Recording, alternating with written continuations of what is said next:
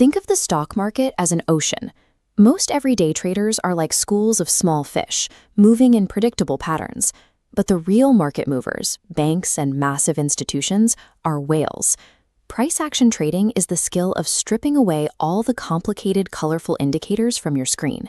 Instead, you learn to read the raw, historical footprints left by those whales on a plain price chart.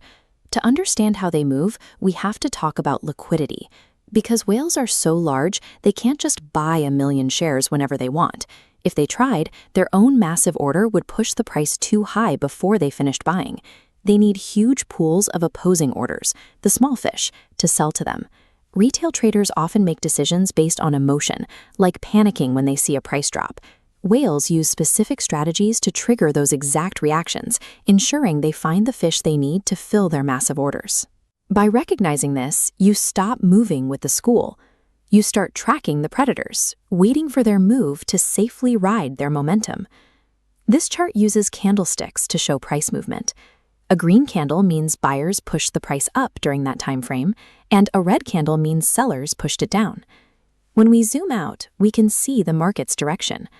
A trending market looks like a staircase, with the price creating higher peaks and higher valleys as it climbs. Sometimes the market moves sideways in a range.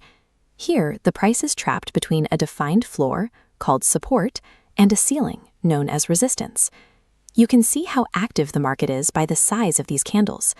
A row of tiny candles represents a quiet, calm period. When those tiny candles suddenly give way to a massive, aggressive surge, it means the quiet period is over. Identifying these specific shifts tells you exactly when the massive institutions have finished waiting and are finally beginning to move. This chart shows a pattern many traders fall for.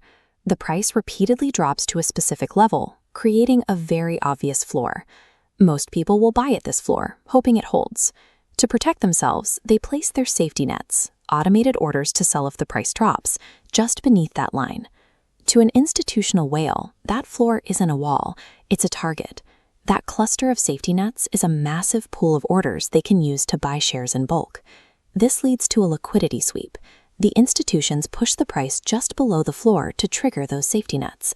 This forces the fish to sell their shares directly to the institutions who are waiting to buy them. Once the whales have filled their orders, the price reverses sharply, rocketing upward and leaving the original buyers behind.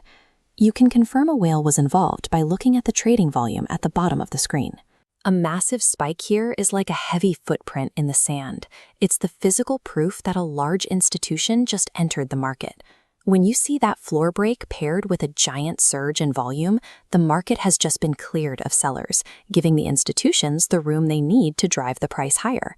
Instead of following the crowd and buying at the floor, wait for that liquidity sweep to fully finish before you put your own money into the market. You can enter the trade the moment the price climbs back above the floor, or wait for a small pullback to test that level one more time before it continues upward. Your new safety net goes slightly below the lowest point the whale reached during the sweep. If the price falls past that point, it means the whale has abandoned the move, and you should too. Your goal is to sell at the next major peak on the chart, where the price is likely to find its next group of sellers. This setup allows you to risk a small amount of capital to potentially make 3 times as much. Over time, that math helps you stay profitable, even if some of your trades don't work out. Trading this way means you are only risking your money when the largest players in the market are actively defending that same position. Professionals check multiple timeframes to stay safe. Think of the daily chart as the ocean tide. It tells you the general direction of the water. The 15-minute chart is the surface waves, helping you time your exact entry. This creates a simple checklist. Identify the trend, find the liquidity pools, wait for the sweep, confirm it with volume, and execute with strict risk management. Look at this new chart. Can you spot where the schools of fish have placed their safety nets? Look for that flat ceiling at the top. That's where the next pool of orders is waiting. For your homework, open a chart of any stock today. Draw a line where you think traders are trapped, and simply watch the screen to see if a sweep happens. Once you can read these patterns, you stop trading on hope and start following the actual path of the money moving the market.